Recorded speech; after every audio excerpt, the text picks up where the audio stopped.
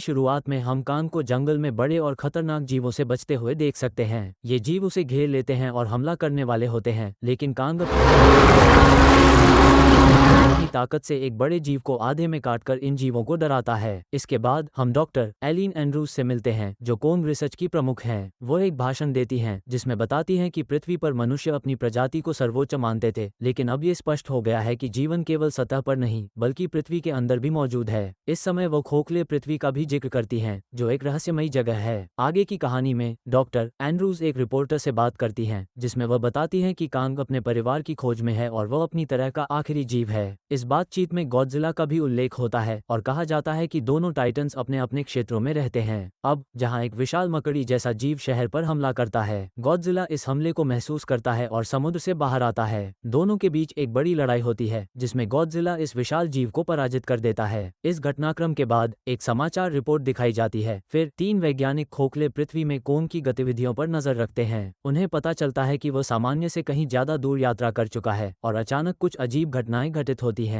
इसके बाद वैज्ञानिकों को कोंग के शिकार क्षेत्र में एक सिंकहोल और कुछ अजीब विद्युत गड़बड़ियों का पता चलता है। वे इन घटनाओं के बारे में निदेशक हैम्पटन को रिपोर्ट करते हैं। निदेशक हैम्पटन, जो रोम में गॉडजिला की गतिविधियों पर नजर रखे हुए हैं, एलिन को अजीब सेंसर रीडिंग्स दिखाते हैं। इसके बाद वे एक सर्वेक्षण तैयार करने का निर्णय लेते हैं। डॉक्टर एंड्रूज और उनकी टीम गॉडजिला के बारे में पूछते हैं, जो फिलहाल सो रहा है। वे उम्मीद करते हैं कि वह शांत रहेगा। यहाँ से कहानी मोनाक बेस में कट जाती है, जहाँ एलिन की दत्तक बेटी जिया अपनी कक्षा में कुछ महत्वपूर्ण जानकारी शेयर करती है। जिया कक्षा में बैठी हुई थी और अचानक उसे मतिभ्रम होने लगा। वो कागजों पर कुछ अजीब से चित्र बनाने लगी, जिसे देखकर उसकी शिक्षिका को उसे रोकना पड़ा। फिर शिक्षिका ने एलिन से मिलकर बताया कि जिया के ग्रेड गिर रहे हैं और वह दूसरों से घुल मिल नहीं पा रही। वह एलिन से जिया के समायोजन को लेकर चिंता जाहिर करती है। एलिन उसे समझाती है कि जिया की स्थिति अलग है, क्योंकि वह एक जनजाति की आखिरी सदस्य है और उसे समझना थोड़ा मुश्किल है। एलिन और जिया सांकेतिक भाषा में बात करते हैं और जिया की चिंता होती है कि वो कोंग को समझ नहीं पा रही। एलिन उसे यह आश्वासन देती है कि वे अगले दिन एक साथ होंगे और उसे चिंता करने की जरूरत नहीं है। कुछ समय बाद एलिन मियामी में बनी से मिलती है। वो खोखले पृथ्वी से कुछ अजीब संकेतों की मदद मांगती है, जो जिया के चित्रों से मेल खाते हैं। बनी पहले तो हिचकिचाता है, क्योंकि उसे लगता है कि सम्राट ने उसे कम आंका है, लेकिन एलिन उसे खोखले पृथ्वी पर जाने का मौका देती है। वे एलिन के साथ शर्तों पर बातचीत करते हैं और बनी को यह आश्वासन मिलता है कि अगर वह स्थिति का पता लगा सके तो उसे पहुंच दी जाएगी। उनकी बातचीत के बीच गॉडजिला के स्थानांतरित होने की खबर आती है। एलिन सेनेटर को सूचित करती है कि गॉडजिला एक खतरे के कारण स्थानांतरित हो रहा है, लेकिन वह आश्वासन देती है कि कोंग वहीं रहेगा। अचानक खोखले पृथ्वी से एक चेतावनी आती है, क्योंकि कोंग अप्रत्याशित रूप से सतह पर आ जाता है। मोनाक टीम को यकीन नहीं होता कि गॉडजिला को इस बारे में पता है या नहीं। टीम कोंग को बेहोश कर देती है और पता चलता है कि कोंग दांत के संक्रमण के कारण दर्द में था। इसके बाद ट्रैपर नामक एक पशु चिकित्सक की टीम आती है, जो कोंग के दांत का इलाज करती है। वे कोंग को वापस खोखले पृथ्वी पर भेजने की योजना बनाते हैं। इसके बाद एलिन ट्रैपर से मिलती है, जो कोंग के दांत को ठीक करता है। वह एलिन को बताता है कि उसने कोंग के लिए एक नया मजबूत कृत्रिम दांत तैयार किया है। एलिन उसके करियर के बारे में मजाक करती है और वे दोनों अपने पुराने रिश्तों को याद करते हैं। एलिन अपनी दत्तक बेटी जिया के बारे में चिंता करती है, लेकिन जिया उसे शांत करते हुए कहती है कि एलिन ने हमेशा उसकी देखभाल बहुत अच्छे से की है। इस बीच बनी एलिन को टाइटन्स की घटनाओं से जुड़े कुछ अजीब संकेत पैटर्न दिखाता है। वो बताता है कि ये संकेत गॉडजिला की गतिविधियों और जिया के दृश्य अनुभव से संबंधित हो सकते हैं। एलिन इस सिद्धांत को अपने निर्देशक हैम्पटन और टीम के सामने रखती है। वे चर्चा करते हैं कि ये सिग्नल बहुत ही असामान्य हैं और उनकी ताकत बढ़ती जा रही है।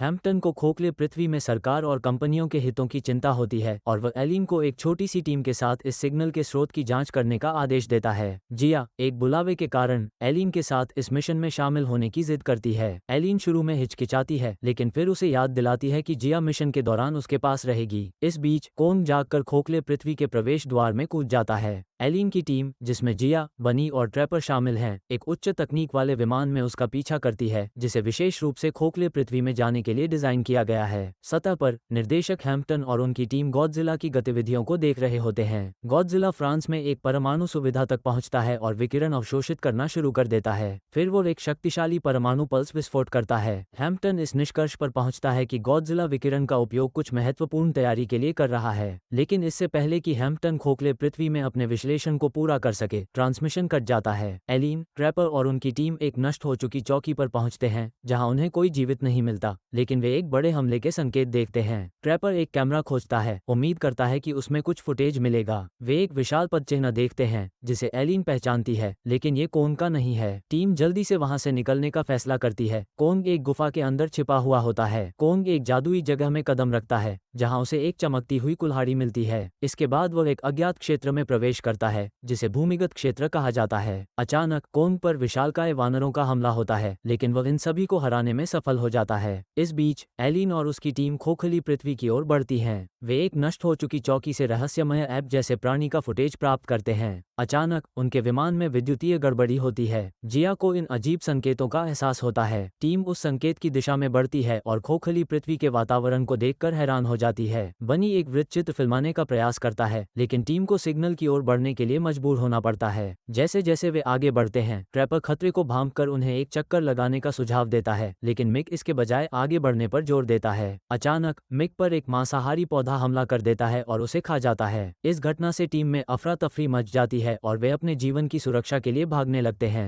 ट्रैपर उन्हें शांति से आश्वस्त करता है कि वे सुरक्षित जगह पर पहुंच जाएंगे। एलिन निकासी के लिए कॉल करने की कोशिश करती है, लेकिन कोई कनेक्शन नहीं बन पाता। बनी सदमे में है, फिर भी टीम अपनी यात्रा जारी रखने का फैसला करती है। इसके बाद हम स्पेन के एक छोटे से शहर में गॉडजिला को देखते हैं जो गुस्से में है और समुद्र में जा रहा है। हैम्पटन की रेडियो टीम गॉडजिला के ट्रैकिंग में लगी है और पता चलता है कि वह तियामत नामक एक खतरनाक टाइटन का पीछा कर रहा है। तियामत की मांद में एक विशाल ऊर्जा स्रोत है। टीम चेतावनी देती है कि अगर गॉडजिला तियामत को हरा देता है तो वह इस ऊर्जा को अवशोषित कर लेगा और बहुत ताकतवर हो जाएगा। इस बीच बनी और ट्रैपर खोखली पृथ्वी में प्राचीन खंडहरों की खोज करते हैं। उन्हें खोपड़ी द्वीप पर पुराने प्रतीक और चिन्ह मिलते हैं जो जिया के लोगों से जुड़े होते हैं। वे एक मंदिर भी देखते हैं जिसमें राक्षसों की रानी मथुरा की छवियां होती हैं। टीम एक पुरानी सिंचाई प्रणाली और एक अजीब बायोइलेक्ट्रिक हब भी खोजती है। जिया एक रहस्यमय परत के माध्यम से कुछ और संकेतों का पता लगाती है जो भविष्य में होने वाली घटनाओं के लिए महत्वपूर्ण हो सकते हैं। जिया एक छिपे हुए क्षेत्र का पता लगाती है जो उसके सपनों से मेल खाता है। टीम का मानना है कि यह वही स्रोत हो सकता है जिसे वे ट्रैक कर रहे थे। उत्साहित होकर वे इसे और अधिक खोजने का निर्णय लेते हैं। इस दौरान कोंग थोड़ा दूर जाता है और पानी पीने के लिए रुकता है। तभी एक विशालकाय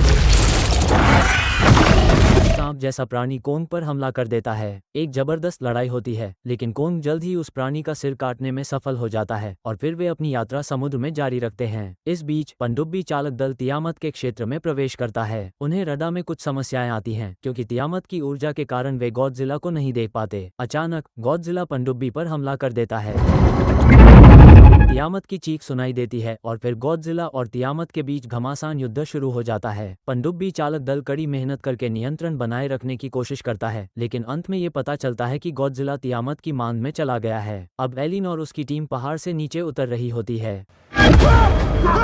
वे अचानक आदिवासी लोगों द्वारा घेर लिए जाते हैं जो भाले पकड़े हुए होते हैं और हमला करने की कोशिश करते हैं, लेकिन जैसे ही वे जिया को देखते हैं आदिवासी लोग रुक जाते हैं। फिर एलिन, जिया, बनी और ट्रैपर को एक जादुई सी जगह पर ले जाती है। यहाँ वे खोखली पृथ्वी के भीतर छिपी एक पूरी सभ्यता का पता लगाते हैं। उस जगह की संरचनाएं विशाल क्वार्ट्ज क्रिस्टल से बनी हैं जो ऊर्जा के स्रोत के रूप में काम करती हैं। जिया उन निवासियों के विचारों को समझने में सक्षम होती है और उन्हें इस नए वातावरण की गहरी समझ मिलती है और वे कई भंवरों को देखते हैं। सतह पर बनी को इस संस्कृति में आंख से संपर्क करने में असहज महसूस होता है। अचानक एक बेल टोलती है और एक महत्वपूर्ण पल आता है। ईवी जिया को दूर ले जाने की कोशिश करता है जिससे एलिन को चिंता होती है, लेकिन जिया उन्हें शांत करती है और बताती है कि सब कुछ ठीक है। जिया को एक महिला के पास ले जाया जाता है जो उसके हाथों को छूकर यह पुष्टि करती है कि जिया उनमें से एक है। महिला तब एलिन और बाकी टीम को उनके साथ शामिल होने की अनुमति देती है। ईवी एक रहस्यमय जगह का पता लगाते हैं जहां वे ईडब्ल्यूआई से एक बीकन की खोज करते हैं जिसने गॉडजिला को जगा दिया था। टीम ये सोचने लगती है कि राक्षसों के बीच रहने वाले लोग किससे डर सकते हैं। कुछ समय बाद ईडब्ल्यूआई एक अनुष्ठान करता है जो प्राचीन लिपियों में लिखे एक कमरे को प्रकट करता है। एलिन इस लिपि का अनुवाद करती है और बताती है कि सतह की दुनिया और खोखले पृथ्वी के बीच एक सुंदर संतुलन था जहाँ टाइटन्स ने प्रकृति की रक्षा की और महान वानरों ने मनुष्यों की रक्षा की। लेकिन शांति एक दुष्ट वानरों द्वारा खतरे में डाल दी गई जो विजय चाहते थे, और यही कारण था कि गॉडजिला के खिलाफ युद्ध हुआ। गॉडजिला ने इन वानरों को एक ज्वलंत क्षेत्र में बंद कर दिया था और उनका नेता स्कार किंग सतह तक पहुंचने के लिए पागल हो गया था। इस बीच छोटे वानरों ने अपनी ही प्रजाति के वानरों को एक उग्र क्षेत्र में बंद कर दिया। कोंग, जो अपने लोगों के लिए खड़ा था, एक स्थान पर पहुंचता है जहां बड़ी संख्या में वानर मजदूरी करते हैं और कुछ वानर उन पर नियंत्रण रखते हैं। इससे कोंग गुस्से में आ जाता है और वह इन वानरों से लड़कर कमजोर वानरों की मदद करता है। जब नेता वानर कोंग को देखता है तो वो कोंग से लड़ने लगता है। नेता वानर कोंग के चारों ओर एक जंजीर लपेटता है जिसमें जादुई क्वार्ट्ज लगा होता है जो कोंग के हाथ को काट देता है। कोंग वापस लड़ने की कोशिश करता है लेकिन नेता वानर अपना अंतिम हथियार शिमो, एक गॉडजिला जैसा प्राणी, निकालता है। शिमो जंजीर से बंधा हुआ और पूरी तरह से नियंत्रित होता है, लेकिन कोंग को इससे और भी ज्यादा चुनौती का सामना करना पड़ता है। क्वार्ट्ज की मदद से शिमो बर्फ की सांस छोड़ता है जिससे कोंग का हाथ जमा जाता है। इस बीच छोटा बंदर कोंग को छिपने के लिए एक सुरक्षित जगह दिखाता है जिससे उसकी जान बच जाती है। कोंग अपने जीवन के लिए भागते हुए वानरों से बचने की कोशिश करता है। वे कोंग को एक घाटी में फंसाने में कामयाब हो जाते हैं, लेकिन छोटा वानर फिर से कोंग को बचाने के लिए चट्टानों के नीचे से आकर वानरों को कुचल देता है। बाद में एलिन से कहती है कि वह उसे समझने की कोशिश कर रही है और अगर जिया ई के साथ रहने का फैसला करती है तो वह उसे जाने देने के लिए तैयार है। इस बीच बनी ईडब्ल्यूआई की गुरुत्वाकर्षण को नियंत्रित करने की शक्ति से चकित है और वह इसे दस्तावेज बनाना चाहता है, लेकिन ट्रैपर उसे चेतावनी देता है कि इस सभ्यता का खुलासा करना खतरनाक हो सकता है। अचानक एक रहस्यमय सींग सुनाई देती है जिससे वे ईविस की जांच करने के लिए प्रेरित होते हैं। वे एक रहस्यमय परत को खोलते हैं जिससे घायल कोंग शहर में प्रवेश कर सकता है। कोंग छोटे बंदर के साथ ईव शहर में पहुंचता है, लेकिन वह गंभीर रूप से घायल है और उसका एक हाथ पूरी तरह से जमा हुआ है। कोंग सांकेतिक भाषा में अपनी दुखभरी बात करता है कि उसने अपना घर खो दिया है। एलिन और ट्रैपर कोंग की चोट की गंभीरता को पहचानते हैं और ट्रैपर उसकी जांच करने का प्रस्ताव देता है। इसी दौरान गॉडजिला आर्कटिक महासागर से बाहर आता है, लेकिन इस बार वह पहले से कहीं ज्यादा खतरनाक दिखता है, शायद तियामत के विकिरण के कारण। गॉडजिला ने वह सब कुछ अवशोषित कर लिया है और अब वह खोखली पृथ्वी में पहले से कहीं अधिक शक्तिशाली हो चुका है। ट्रैपर कोंग की जांच करता है और यह निष्कर्ष निकालता है कि ट्रैपर ने देखा कि कोंग एक हाथ के साथ ज्यादा समय तक जिंदा नहीं रह पाएगा। उसने प्रोजेक्ट पावरहाउस का उपयोग करने का सुझाव दिया जो होलो अर्थ में स्थित आउटपोस्ट में एक प्रोटोटाइप के रूप में था। एलिन ने बताया कि यह संवर्धन मेका गॉडजिला के बाद किया गया था ताकि कोंग को ज्यादा ताकतवर बनाया जा सके, लेकिन परियोजना को बंद कर दिया गया था। ट्रैपर फिर कोंग के लिए यांत्रिक हाथ के प्रोटोटाइप को लाने के लिए यात्रा करता है और जब वह वापस लौटता है तो वह उन सुधारों को दिखाता है जो प्रभावशाली लगते हैं। ट्रैपर गर्व से यह बताता है कि यह कोंग के लिए सबसे अच्छा होगा। कोंग को फिर शीतदंश का इलाज किया जाता है और जब वह संवर्धन प्राप्त करता है तो ये काम करने लगता है। बनी और बाकी लोग कोंग को इसकी नई ताकत का परीक्षण करते हैं और कोंग को यह नया बदलाव पसंद आता है, लेकिन छोटा बंदर कोंग से कहता है कि स्कार किंग खोखली पृथ्वी छोड़कर सतह पर जाने की योजना बना रहा है। जिया कोंग को सांकेतिक भाषा में बताती है कि उन्हें मदद की जरूरत है और कोंग फिर गॉडजिला को खोजने के लिए निकल पड़ता है। समूह चर्चा करता है कि कोंग की योजना जोखिम से भरी हो सकती है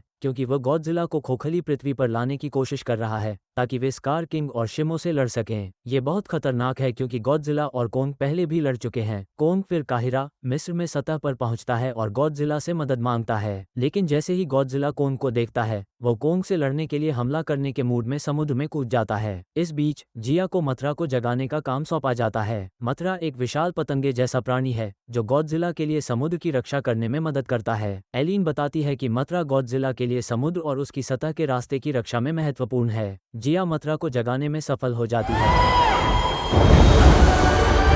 और मथुरा विभिन्न आवाजें निकालते हुए बाहर आती है। बनी ने मथुरा को देखा जो ग्रामीणों को निकालते हुए जा रही थी। तभी उन्हें पिरामिडों और गुरुत्वाकर्षण के बारे में कुछ अजीब संकेत मिलते हैं। जैसे ही गॉडजिला कोंग की ओर बढ़ता है, कोंग उसे समझाने की कोशिश करता है कि वह लड़ाई करने के लिए नहीं आया है, लेकिन गॉडजिला उसकी बात नहीं सुनता और हमला कर देता है। गॉडजिला कोंग पर हमला करता है और पिरामिडों को नष्ट कर देता है। लड़ाई शुरू हो जाती है जिसमें कोंग ऊपरी हाथ प्राप्त कर लेता है। अपने नए यांत्रिक हाथ से वह गॉडजिला को गिरा देता है और उसे खोखली पृथ्वी में खींचने ही वाला होता है, लेकिन गॉडजिला अचानक जाग जाता है और कोंग पर अपने परमाणु विकिरण का हमला कर देता है जो उसने तियामत से अवशोषित किया था। गॉडजिला कोंग को मारने वाला था, लेकिन तभी मथुरा और जिया वहां पहुंच जाते हैं और गॉडजिला को समझाते हैं। इस दौरान एलिन और बाकी लोग पिरामिड के नीचे होते हैं। बनी ईडब्ल्यूआई की प्रौद्योगिकी और तरल धातु का उपयोग करके एक एंटी ग्रेविटी शॉक वेव बनाने की योजना बनाते हैं ताकि पोर्टल्स को अवरुद्ध किया जा सके। लेकिन ये योजना कुछ समय के लिए ही असर करेगी, इससे पहले कि सब कुछ अचानक नीचे गिर जाए। इसी बीच स्कार किंग और शिमो दहाड़ते हुए आते हैं। अब समूह को समझ में आता है कि उनके पास ज्यादा समय नहीं है और उन्हें खलनायकों को धीमा करने के लिए कुछ करना पड़ेगा। ट्रैपर रेडियो में उड़ने वाले जीवों का उल्लेख करते हुए कहता है कि वे उनका इस्तेमाल कर सकते हैं ताकि स्कार किंग और शिमो को धीमा किया जा सके। ठीक उसी समय कोंग और गॉडजिला खोखली पृथ्वी पर पहुंचते हैं और स्कार किंग और शिमो ये देखते हैं। वे कोंग और गॉडजिला से लड़ने के लिए कूद पड़ते हैं। लड़ाई तेजी से बढ़ने लगती है और इस दौरान मथुरा दोनों की मदद करती है। आखिरकार स्कार किंग और शिमो एक पोर्टल में गिर जाते हैं और पृथ्वी की सतह पर पहुंच जाते हैं। स्कार किंग शिमो को आदेश देता है कि वह अपने क्वार्ट्ज का उपयोग करके सब कुछ फ्रीज कर दे। अचानक कोंग और गॉडजिला सतह पर पहुंचते हैं और उनके बीच एक और लड़ाई शुरू हो जाती है। लड़ाई ने पास के शहर को पूरी तरह से नष्ट कर दिया, लेकिन स्कार किंग हार मानने के लिए तैयार नहीं था। वह अपना क्वार्ट्ज खो देता है जिसका उपयोग वह शिमो को नियंत्रित करने के लिए कर रहा था। अचानक छोटा बंदर कोंग की कुल्हाड़ी के साथ आता है और क्वार्ट्ज को तोड़ देता है, जिससे शिमो स्कार किंग के नियंत्रण से मुक्त हो जाता है। स्कार किंग छोटे बंदर को मारने की कोशिश करता है, लेकिन कोंग उसे बचा लेता है। शिमो भी गॉडजिला और कोंग के साथ मिलकर स्कार किंग को जकड़ लेता है। कोंग फिर उसे अपने शरीर से जोरदार तरीके से जमीन पर फेंक देता है, जिससे स्कार किंग का शरीर टूटकर टुकड़ों में बिखर जाता है और उसकी मौत हो जाती है। इसके बाद जिया खोखले पृथ्वी पर लौट आती है। मोथरा के साथ एलिन को देखकर राहत मिलती है कि जिया सुरक्षित है। एलिन ने सांकेतिक भाषा में जिया से कहा कि वह उस पर गर्व करती है। फिर एलिन ने सुझाव दिया कि शायद जिया खोखले पृथ्वी में रहना चाहती है, लेकिन जिया ने एलिन को ये कहकर आश्चर्यचकित कर दिया कि उन्हें एक साथ रहना चाहिए। इस भावनात्मक पल में एलिन और बनी दोनों की आंखों में आंसू आ जाते हैं। फिर मोथरा पोर्टल को सील कर देती है। एलिन और टीम ईविस को अलविदा कहने के बाद सतह पर लौटने के लिए तैयार हो जाती है। इस बीच गॉडजिला कोलिजियम में लौटता है और आराम करने के लिए सो जाता है। छोटे बंदर और शिमो भी समूह में वापस आ जाते हैं और वे घोषणा करते हैं कि वह उनका नया राजा है। इस तरह के और वीडियो के लिए सब्सक्राइब करें और अपना नोटिफिकेशन चालू करना न भूलें। इससे वास्तव में मेरे चैनल को मदद मिलेगी। देखने के लिए धन्यवाद।